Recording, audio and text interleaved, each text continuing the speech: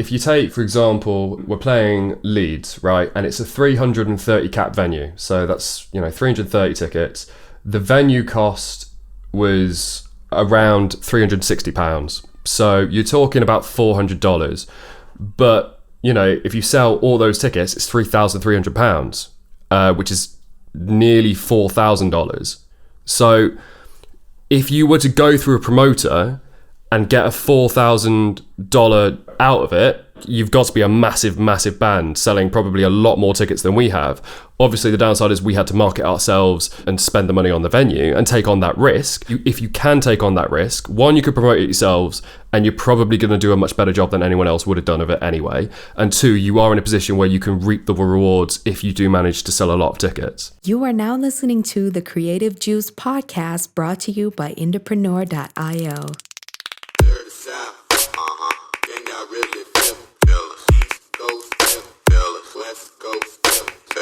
What's up, Indies? Welcome back to the Creative Juice podcast. This is episode 198. I'm your host, Jack McCarthy. With me is my awesome co-host, Ed Isola. Ed, what's up, dude? I am having a great post-Black Friday run, so life is good. Heck yeah, man.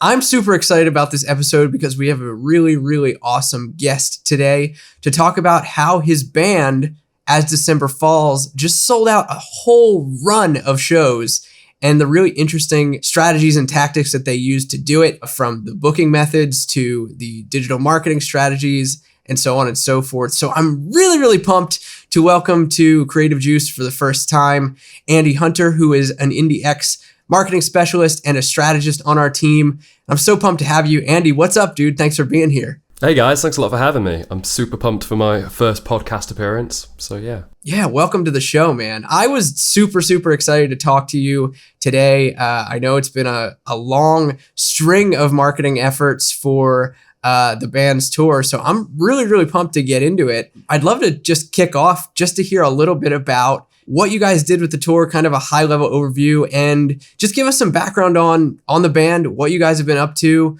I know you've been active for quite a while. You're not starting from total scratch here, but just give us kind of the rundown of who you are and what As December Falls is all about. Cool. So yeah, we are a pop punk band based here in the UK. We've been going for a few years now, done 2 albums and an EP. So yeah, definitely not our first rodeo.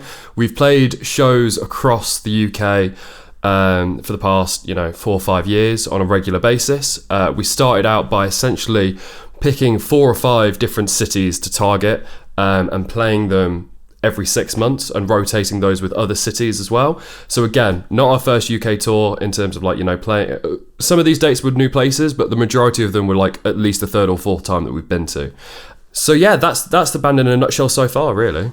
Cool. That's awesome, man. I mean, that's definitely some great background. So it sounds like for this most recent tour, which I think is just wrapping up right now or is about to wrap up, these were some markets that you guys had already hit and some that you haven't before. But I know that the process of setting up this tour was a little bit different. I'd love to hear more about it. What kind of venues were you guys playing? How many dates? Why did you decide to book the tour and set it up the way that you did? What was kind of different about it? Sweet, yeah. So for this run, so like I said before, our normal method of operating would be that we'd pick 5 dates or 5 different cities across the UK, play them every 6 months, but play alternate runs, if that makes sense. So for example, we might do Glasgow, Birmingham, London, Southampton and Bristol in a run, and then we might play Nottingham, Sheffield, etc., and just do different cities every 6 months.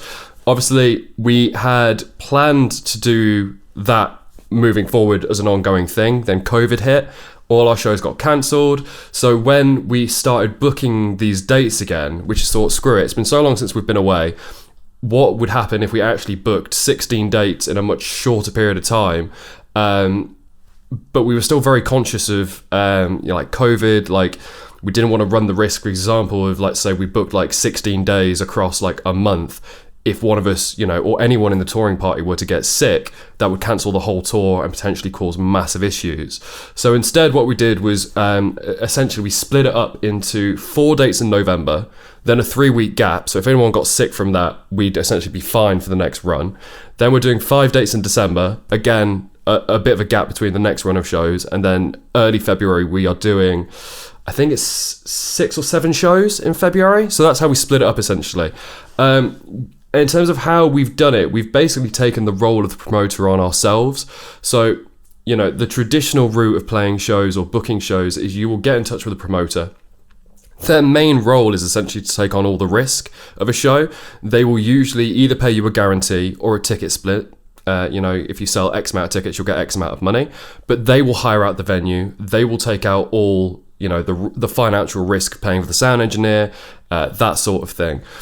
The downside of that is that you usually can't control the ticket link yourself.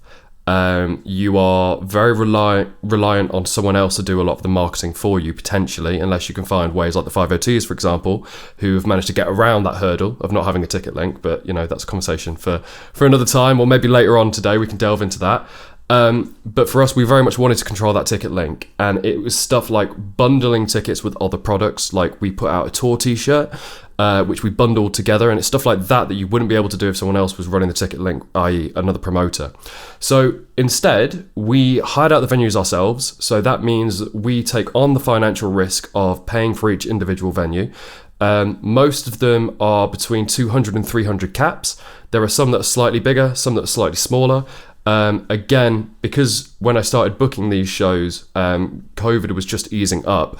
All of a sudden, every artist under the sun was trying to fight for the same venues and the same similar timescales and dates. End of the year when things started easing up again in the UK.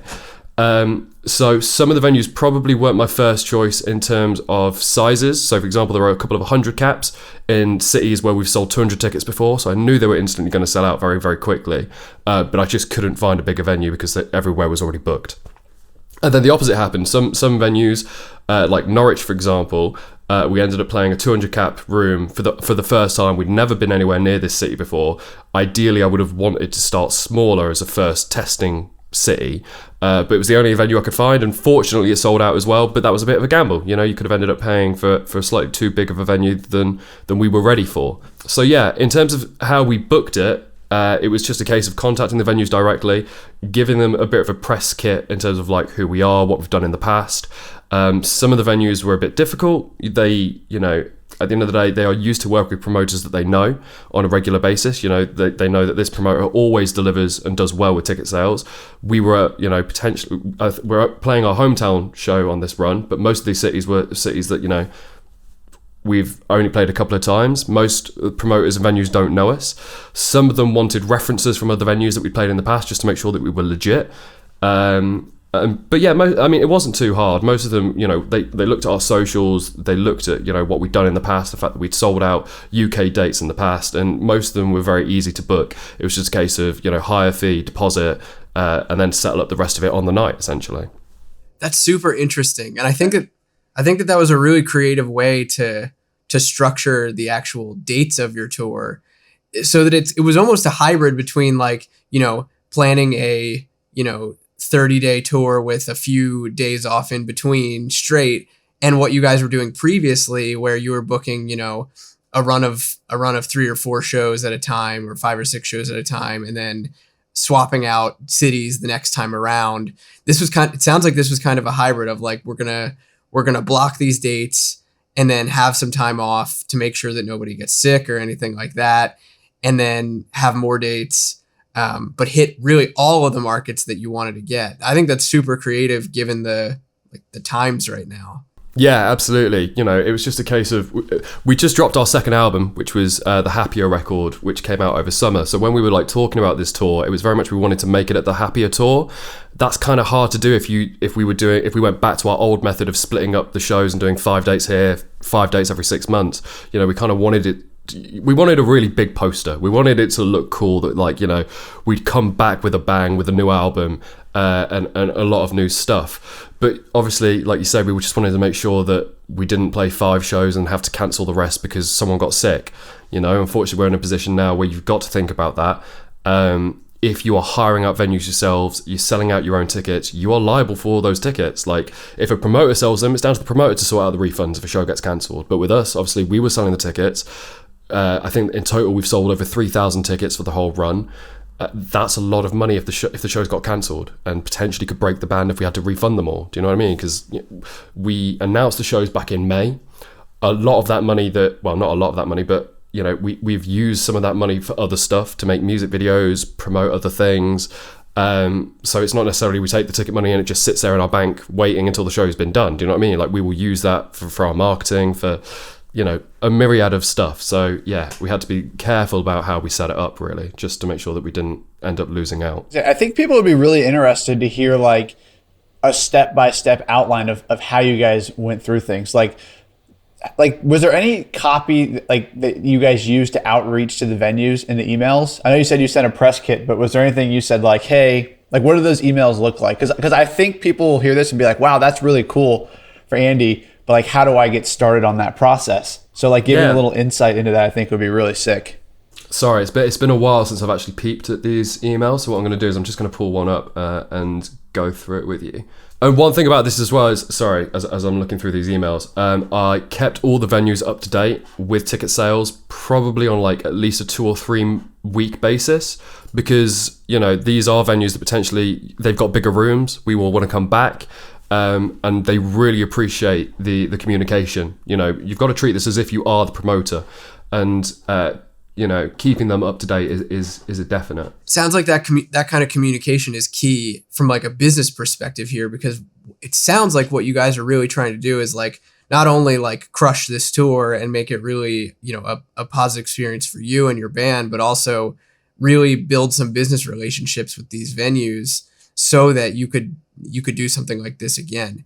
Something else I wanted to ask, do you guys have a booking agent involved, or is it just you guys handling this all in-house as the band? So actually, because of this tour, we now have a booking agent. So, because of all the stuff that we've been doing, we've now been taken over by TKO, who manage a lot of bands that I personally love. Ian Shaw now does our bookings, and we've now got a manager, which is really off the back of this tour. Now that we've sold 3,000 tickets as an unsigned band with no booking agent, no promoter, people are now really starting to take note of that. So yeah, we didn't for these shows. I booked it all myself, emailed all the venues myself, but now obviously we've got a booking agent for potential future stuff. That's awesome. Very cool. The success of this was like a windfall of additional wins for you guys then. That's really cool. Yeah, it's definitely opened a lot of doors, and potentially next year we're going to be doing some very, very cool stuff with like festivals. And again, it's people want to make sure that you can bring people through the door, and if you can do that, you will get more opportunities. Essentially, when I book a venue, I will open with, "Hi, my name is Ande Hunter. Play in the band As Summer Falls. We are looking to hire out the venue on this date. 1, is the venue available? 2, what is the hire cost?" And then I will send them a link of our socials. If it's a city that we've previously sold out, I will mention the fact, by the way, we played X venue back in 2019, 2018, or whenever it is. We sold X amount of tickets. Obviously, if you're just starting out and this is a brand new city, you can't do that. But you can throw in other stuff, like for example, you could use Spotify numbers and say I've got X monthly listeners there, or if you know your stats in terms of like sales and stuff, like I've sold X amount of merch in this city previously. So like there are other things that you could do if you've never played in this place before. But yeah, it was essentially like that. And then just some links to our socials, our Spotify numbers, YouTube numbers, Facebook, Instagram, that sort of thing. That's awesome. I was just going to ask, like, in addition to the data that you guys have on previous cities that you've played and what kind of draws you've had in them, how much you leaned on the data from, your customer list or your following or your listeners on Spotify or anything like that, really. And it sounds like that was a useful kind of leverage point. Yeah, definitely. I mean, it definitely was much more relevant back in the day when we were first starting out with these shows. Now, fortunately, I'm in a position where we've sold out a number of dates across the UK, so I could just use it. Like, let's take Norwich, for example. I'd never played Norwich in the past, but what I could say is we did a 10-date run just before COVID, and we sold out 9 of the shows. So I'm confident that we can do the same in Norwich. So yeah, but back in the day when we were first starting out this technique of hiring out our own venues, then yeah, we very much had to rely on, this is my email list, this is how many people I've got on monthly listeners in each city, that sort of thing, to really back up the fact that they should take a gamble and let us hire out the venue. So speaking of taking a gamble then, I mean, this was a huge gamble for you guys, because then, once you locked in the venue and put down the down payment or whatever it would be, or paid in full, depending on, what the agreement was with that particular place, really getting ready to market the shows and fill them up and sell those tickets to the point where you guys were actually making money off of this tour. That was, I imagine, like the next big hurdle. So I'd love to hear, like, let's talk about the marketing for the tour. What did you do? You sold this thing out. Where did it start? Who'd you target? What did the process look like, kind of front to back? So yeah, just on that point, in terms of risk, just for anyone who's like wondering, this may be different for like UK compared to the US or other countries. Most of the venues cost us around between £200 and £300 as a hire fee. That's around $300 to $400 per venue.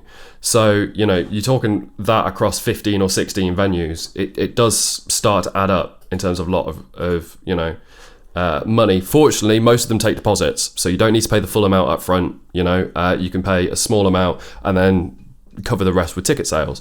But in terms of the marketing, then obviously started out with email list. I've got, fortunately now, quite a large subscriber list. Most of them have purchased from us in the past. A lot of them have been on previous tours, so that's really where we started. Early pre-sale tickets went live. Because we were running all the tickets ourselves, we were able to use one ticket link that everyone could go to for all the shows, rather than having to split it up for different shows. I always find that quite useful. So if you go onto our Shopify, you'll be able to see that like it's just one tour poster, and then you can just pick whichever show you want to come to, essentially. Oh yeah, we'll put that in the show notes so people can check out kind of what the layout looks like. But I was just going to ask, so you built this all on your site on Shopify? We did all of it on our own Shopify. Most of the venues let us take at least 80 to 100% of the tickets ourselves. Some of them, and you guys will probably find this if you end up hiring, anyone out there hires their own venues. Some venues have deals with ticket companies. For example, in the UK, it's Ticketmaster a lot of the time, or there are other versions of it, and they have to allocate a certain amount of tickets to these ticketing companies because they get a kickback from the transaction fee. It's really annoying, but you will find that even if you self-hire, you still have to use their ticket link for some of the tickets. Fortunately, the venues were quite good at selling, the small amount of tickets that they had, and we didn't have to send any traffic to their sites or anything like that. And to be honest, I wouldn't have done anyway, just, out of principle. Spite. Yeah, out of principle, Spite versus principle, two very different things. No, that's really good to know, though. Yeah, I mean, not that I'm saying that we did this or advocate this in any way, but one way around it, if one was so inclined, you could potentially buy the remaining tickets from a venue and sell them on through your own store. So that potentially could be a way to get around that. Venues might get pissed if they find out, but that being said, they've got the booking fee, so they've already made the X amount that they wanted from those tickets. So I can't really see an issue from it. Right, they're getting their money anyway. Yeah, they're getting their extra kickback. Yeah. That is a nice little sales hack there. Yeah, absolutely. I think one thing too that's like really good to underline here that I've seen for myself is that you took risk on, but you also got yourself a really good deal. So it was like you took the risk, but you guys succeeded, so you got the reward, versus like taking the risk on, getting 40% of ticket sales, succeeding, but not getting your money back financially. So I think that's a really good thing to underline too, is that if you're going to take the risk on like this, make sure you set yourself up to benefit from it as well. Oh yeah, absolutely. I mean, that being said, if you take, for example, we're playing Leeds, right? And it's a 330 cap venue. So that's, 330 tickets. The venue cost was around £360. So you're talking about $400.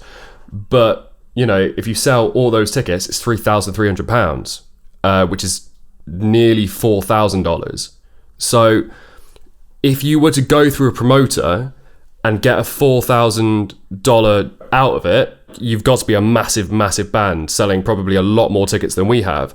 Obviously, the downside is we had to market ourselves and spend the money on the venue and take on that risk. But yeah, you're right. Like if you can take on that risk, one, you could promote it yourselves, and you're probably going to do a much better job than anyone else would have done of it anyway. And two, you are in a position where you can reap the rewards if you do manage to sell a lot of tickets. Yeah, for sure. The other thing I can't like wrap my head around is, 200 to 400 tickets per city. That's a lot of tickets.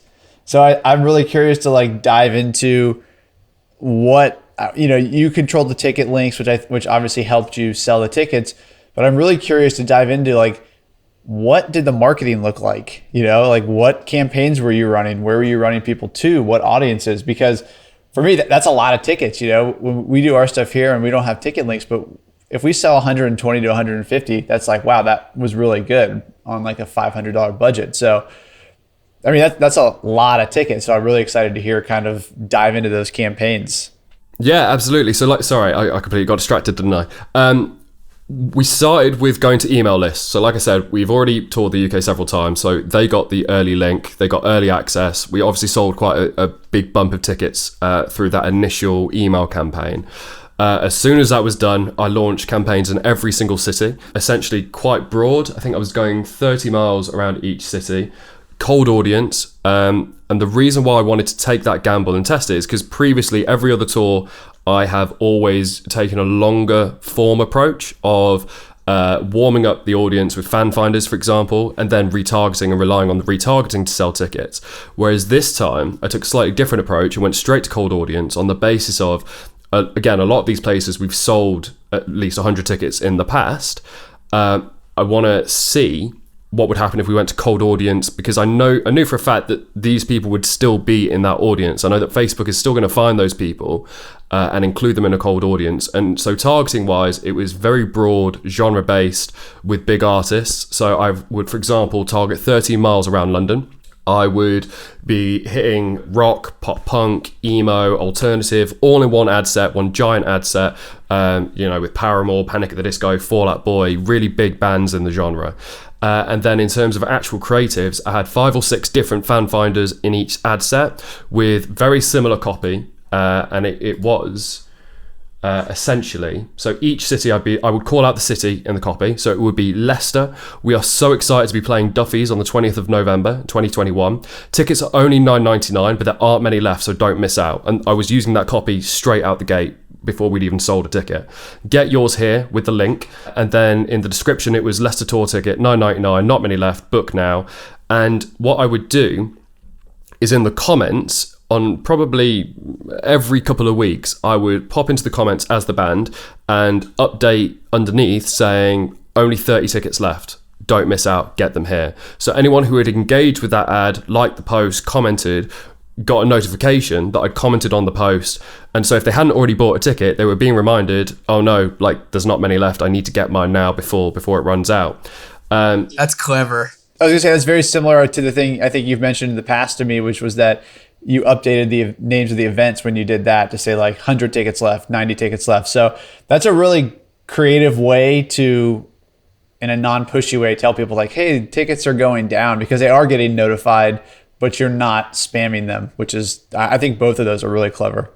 Exactly. And yeah, did that for every single city. In terms of ad spend, then we were spending $5 a day on each city, split them up into different ad sets. So I've got 16 different ad sets in the same campaign. The optimizing for purchase conversions, going straight through to our Shopify. And essentially as each show sold out, I would turn off the ad set and we would publish a post and stick it in Greenlight Warmth boosting campaign saying Glasgow's just sold out.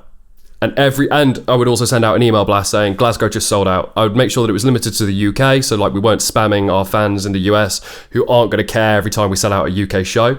But what I wanted is anyone who was engaged with any of these ads or is thinking about coming to a show, they've seen, oh no, another show is sold out.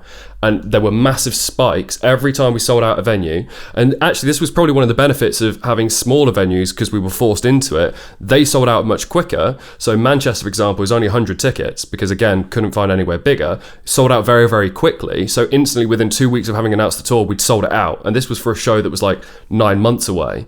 So again, everyone saw that. We updated the tour poster, stuck that online. And every single time we did that, we would update the tour poster with another sold out ticket, which again really incentivized the fact that these tickets are going, and boosted the fact that you needed to get them before they all went, essentially. That's wild. That is a wild scarcity play that I think is really cool. And you see artists use this all the time. They let people know that that dates are selling out. But I don't often see it used in a creative way, both with the commenting that you're doing and social proofing your ads, with the email marketing campaigns that you were sending, with the page post and greenlight warmth boosting. I think that's a massive way to boost up that urgency that happens amongst the different dates, because, if people are seeing a city over from them selling out, they're probably going to then be driven a little bit quicker to take action on their city. I think that's really, really cool. And the UK is also quite small. So like a lot of these cities cross over slightly. So like someone might be seeing adverts, for example, for Sheffield, Nottingham and Leicester, because they live within just within that triangle where they all meet. So they're going to, Sheffield sells out before Nottingham. All of a sudden Nottingham's like, oh my God, that show just sold out. I can see that. I'm still getting the ads for the shows and it's now gone. I need to get my Nottingham tickets right now before they also sell out. I was going to say, I think it's just such a great combination of paid advertising and organic engagement that probably work together really well. The other thing too, really quick, that I thought was interesting was that, like you said, you went straight to cold, but your warm audience was kind of baked into cold.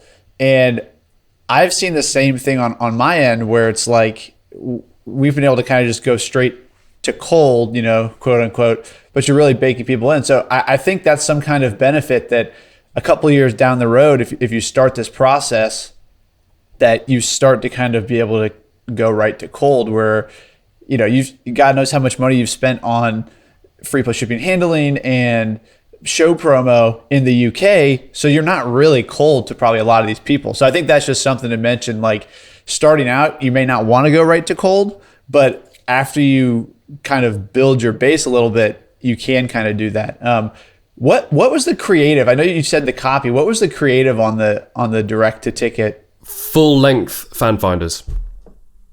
And that's all we used. I had other stuff as backup, because when I set this up, I had no idea if it was going to work. I didn't know if the tickets were actually going to sell. I didn't know if the cost per purchase. And just to put that into perspective, we spent nearly $4,871 on 617 ticket sales that Facebook has accounted for. Obviously, because of our iOS 14, it's actually more tickets sold through Facebook, I would imagine, than they are claiming. One of the benefits of ticket sales as well is, my experience has been, no one will buy a ticket on their own. There's not many people that will go to a show on their own. If they buy tickets, it's because they're buying several, 2 or 3, because they're bringing friends as well. So actually that cost per purchase of like being $7 or $7.99 or $7.90, you may look at that and go, actually the gig ticket's only £10, which is about $12. So there's not much margin there, but you've always got to think, actually they're usually buying 2 tickets at least. And that's if they don't pick up any merch. If you're selling a t-shirt or a CD with each order, all of a sudden it becomes very profitable. But yeah, absolutely, Ed, going to your point about cold, I wouldn't have done this starting out. Like it would never have been my go-to option. But because we've run fan finders in most of these cities before, I mean, the only new one here was really Norwich and Sheffield, but Sheffield's so close to Nottingham anyway that it's not really a new city for us. It's like 45 minutes from where we live. So they would have already seen a lot of our fan finders in the past, or, be aware of who we are. York is new, but again, it's very close to Leeds, where we've played in the past. So really the only outlier here was Norwich, which is not anywhere near anywhere that we played. So yeah, going in, I was very aware that like a lot of these people would already be at least aware of who we were as a band, because we played these cities before. Even if they've not seen us in the past, I'm fairly certain they will have seen an ad or a video for us going back. And what I started to see was that even though these ads were pulling in sales, a healthy amount of the sales were from our existing customers. So I was very confident that our warm audience was being baked into these audiences anyway. Facebook at the end of the day knows that these people like the music because that's how we started talking to them in the first place with fan finders, and it's also going to know that they've purchased from us in the past. So they're going to be right at the top of a pile, even in a cold audience, as it were. Facebook is going to know that they are the most likely person that's going to buy something from us. I think it's really cool. We touched on it at the very top of the episode that none of this was your first rodeo. You guys have toured before. You've been actively growing your fan base for years, and I think that that's worth underlining here. Like Ed was saying, that going to cold traffic was a strategic move that you felt confident you could make, knowing that you had data and also knowing that you were doing email marketing even ahead of advertising to really, tap into that cold audience as much, or that warm audience as much as you could, and that customer list as much as you could. I think that's just a strategic play then to say, okay, we're gonna take the gamble a little bit here and go after some colder traffic, knowing that our warmer audiences are also getting taken care of elsewhere or in there. So yeah, I think that's really insightful. Something you mentioned that I'm curious about, as far as the sales strategy goes, were you guys doing any upselling in the store when it came to ticket purchases, as far as merch or things like that? What was kind of going on in the back end as far as the customer experience on the checkout side? So we had 3 different options, and it's all under, if you go onto aspenfalls.store, you'll see how we've got it set up, because we've still got one show that hasn't sold out yet at Southampton, because we announced that late, but it's probably going to sell out in the next couple of weeks. But we've got tour tickets and bundles. It's got the Happier Tour ticket on its own as a product. It's got the Happier Tour ticket and a tour t-shirt bundle, which is, they save $5 if they buy the ticket and the t-shirt together. And then we've got the tour t-shirt on its own. If they were to select the tour ticket on its own, I'm using Zipify.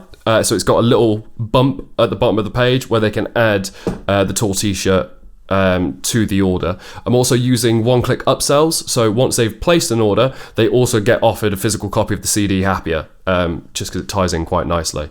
So yeah, that's how we had it set up in terms of bumps. It's really the tour t-shirt that if you can sell a load of tour t-shirts before you even go on the road, it's pretty good. And I think we've sold at least 250 shirts across the whole tour, so 3,000 tickets and 250 t-shirts, which you'd never get that type of bump from using someone else's ticket link. Yeah, that's a really good take rate.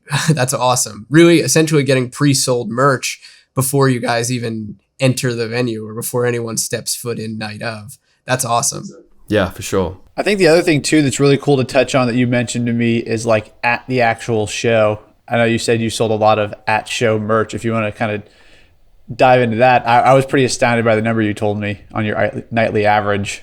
Yeah, so we've done 4 dates out of the 16 so far. So we've done all the November dates. I was actually really pleasantly surprised. I was really worried that with these shows, especially from going to cold audience, I was concerned that potentially a lot of people saw a cheap gig ticket, thought, I quite like the sound of this band, I'm going to check them out. But then actually 6 months down the line, when the show comes around, they go, actually, I don't really want to be in a room full of people when COVID's still around, So I was really worried that we might have sold out all these shows, as it were, but only half the people would turn up. When actually, we very much saw that the rate of people dropping out was no different than it normally would be. I tend to see that a drop-off rate is around 10% for a show. So if you sell 200 tickets, you'll usually get around 180 through the door. And we saw that very much on those 4 dates, which was really encouraging. When it came to merch, yeah, we did really, really well. We sold at least $800 a night on average. Of course, some shows were much better. Some shows weren't as good, but they averaged out as being $800 a night on merch. That's crazy. So if you're comfortable sharing, how much did you guys spend on advertising per show? I'm just curious what the plus minus on shows looked like from a revenue versus ad spend, revenue and merchandise roughly versus ad spend. Yeah, so just on those first 4 dates, we've spent, like I said, $4,871 on ads promoting all 16 shows. We've sold around 3,000 tickets at £10 a ticket, which is around $12. And then obviously 250 tour t-shirts and then $800 a night on merch. We're now in a position where we take crew out with us, and we either we're traveling distance from Nottingham and we can come back home after a show, or we book a hotel. My back is not what it used to be. The days of sleeping in vans are behind me. That's just that's just crazy profitable, and whether or not it's, you guys are pocketing the money or you're bringing a crew with you or investing in more ads, it's like from what you're spending on the show versus what you're bringing out to the show and what you're making on the back end. That's insane. And it's really cool and pretty inspiring, honestly, because it's like, dang, Andy's got a crew of people now traveling with him pretty much on the back of your hard work and several years, I would guess, of building out your buddy system and doing things via that approach. And it's just really cool to hear and to see. Yeah, and it definitely helps with everything. So at the moment we've got a photographer, which is a big part of our show, is creating a lot of content for future stuff. So for example, every night we will release a small like a trailer video, like about a minute long, of just footage from the show from the night before. And then again, I throw that into the Greenlight Warmth boosting campaign, so it goes to our whole audience. They can all see how well the shows were, how much fun they looked, and one, it will encourage, if you haven't sold out the show by this point, encourage ticket sales, because someone will go, oh, that looks actually pretty sick, I want to buy a ticket to see this band. Or two, it's really nice for people to watch back a video from the night before where they were at the show, and they'll tag themselves and go, oh my God, I could see me at the front singing along and stuff like that. And it really creates that conversation between fans. So I highly recommend, if you can afford it, taking a photographer / videographer. We also have a person for merch now. Back in the day, we would sell our own merch. That gets tricky. When you're on stage, you've got no one to actually man the table. So fortunately, we're now in a position where we can take our merch girl, Amy, is incredible. We call her the breadwinner in the... Shout out to Amy. Yeah, big shout out to Amy. She's amazing. And then we've got a couple of guys who help us with driving and just carrying stuff around, essentially just normal roadie stuff. That's so cool. That's a really, really cool content play that you guys are doing, I think, like creating content from every show and using it to continue that hype. The social proof that you guys are doing, I think, is really, really inspiring. And I think a lot of artists rest on their laurels when it comes to, what they're doing to keep the momentum of their tour marketing going, continuing to let people know on multiple channels that things are selling out, showing their fans how exciting things are while they're out on the road.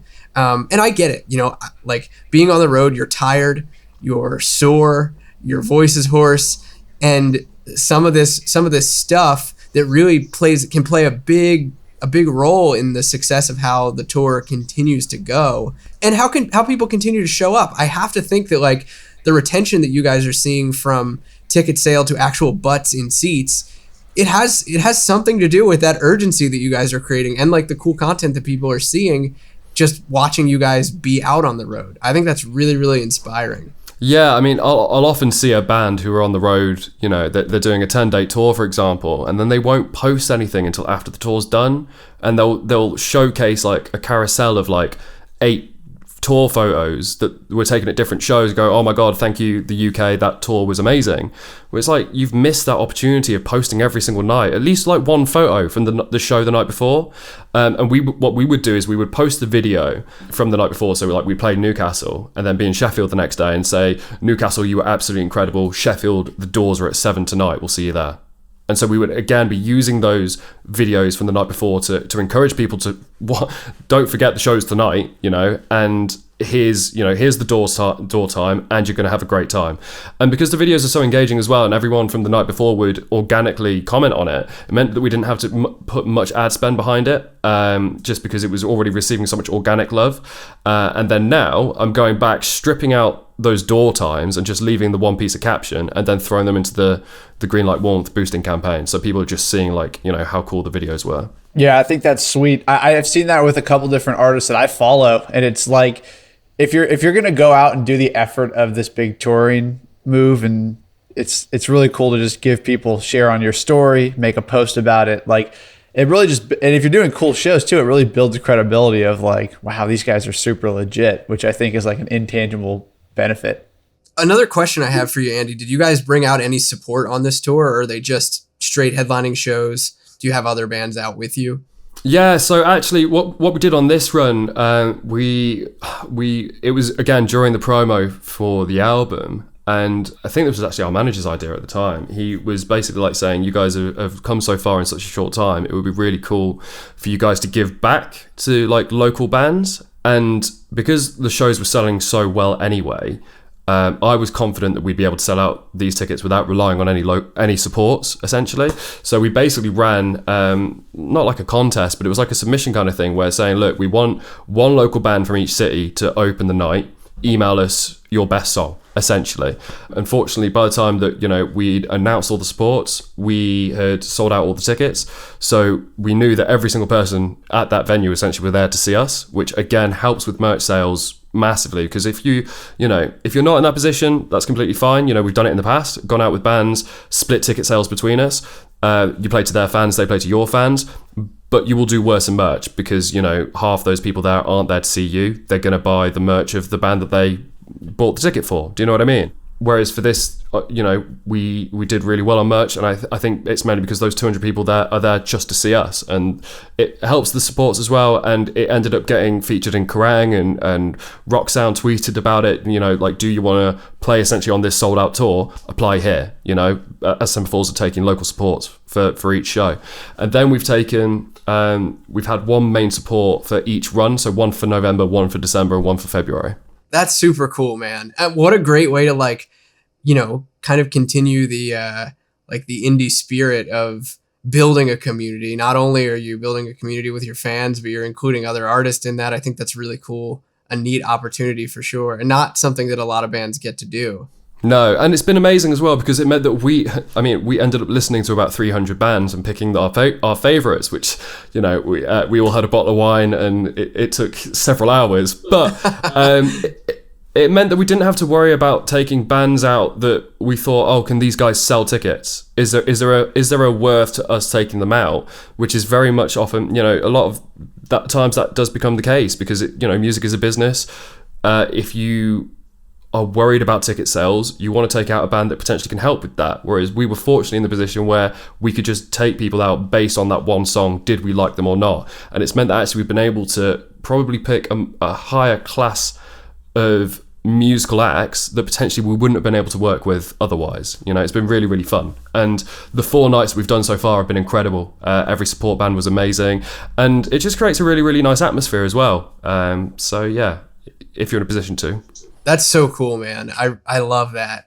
I'm curious, man, this was just wild. I think that there's so many good takeaways here from both for bands and artists just starting out with touring, and what they can learn from, your previous experiences and what you've kind of done as far as building your audience to the point where it even makes sense to play shows, and what you've done previously with, doing small runs in markets and then not hitting those markets again for a while and not oversaturating, down to this ridiculous tour effort, and everything that you guys have done, from freaking selling out the shows to really getting fans excited at a time where, people might be a little skittish or nervous about even going out to shows, and getting other bands involved in a creative way, and creating a really welcoming, cool atmosphere.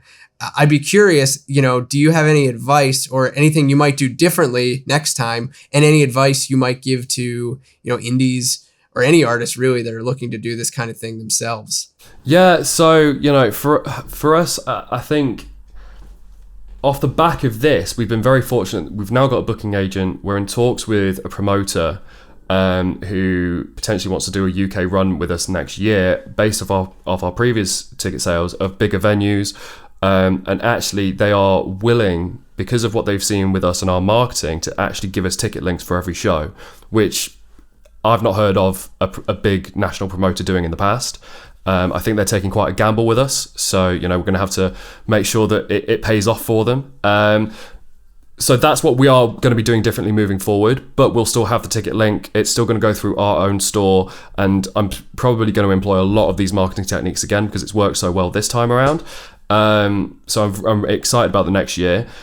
In terms of advice to other artists, if you're just starting out and thinking about hiring out your own venues, start small. Don't bite off more than you can chew. When we went from playing 100 to 150 caps to now we've doubled that to playing between 200 and 300, and then we're going to do that again next year and start playing 500 caps. But if you go straight in for a 200 cap, having never played a city before, with no touring experience whatsoever, it's probably not going to end well for you. So start smaller, the venues are going to be cheaper, and obviously you're going to obtain a lot less risk. So yeah, start small and don't play it too often. Like we made a very conscious choice. We're not going to play a city more than like 1 or 2 times per year, because otherwise you're just not going to be able to sell tickets, because people are like, oh, I saw you 3 weeks ago, I'm not going to go again. Do you know what I mean? So yeah, start small and don't play the same place too often. Keep it rotating if you can. I think that's really good advice. Man, this was too much fun. Thank you so much for diving into all this with us and being so transparent about everything that you guys have done, because obviously like these are secrets that you could keep really close to the chest. And I think the willingness to share is amazing. Thank you so much, man. No problem. Thank you so much for having me. You know, at the end of the day, I learned all of this stuff through Indepreneur, so happy to give back. Hell yeah. Well, this was awesome, man. I really appreciate you being here. I definitely learned a ton. I hope all of our listeners have got some ideas and some things in their back pockets here based on the stuff that you were talking about. Definitely some actionable stuff, whether you're playing one show or whether you're doing a string of shows. I think this is great. I can't go without saying, if any of you are listening and you're thinking about bringing on an agency and you want to work with somebody like Andy, who works at IndieX. He's an absolute monster of a marketer, clearly. So we'll leave the link to the IndieX application. We are always, and as we're getting closer to the new year here, we're considering bringing on some more artists and opening up some slots at our agency. So if you're interested and you're thinking about bringing on an agency, check out what we're up to, and we'd love to hear what you're up to and see if it would make sense to work together. But Andy, thank you so much for being here, dude. This was a blast. We will catch you guys next time on Creative Juice. Peace out, Indies.